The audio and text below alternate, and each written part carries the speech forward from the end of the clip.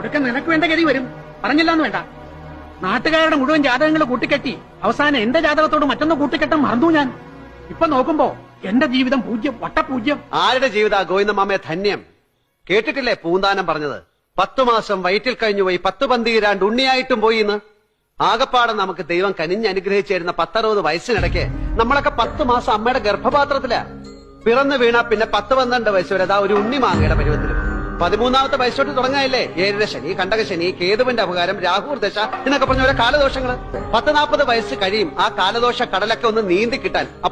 അപ്പോഴേക്കും തുടങ്ങിയ sugar, pressure, palpitation, cholesterol, ആമവാദം, സന്ധിവാദം എന്നൊക്കെ പറഞ്ഞ ഓരോ ദണ്ണങ്ങള്.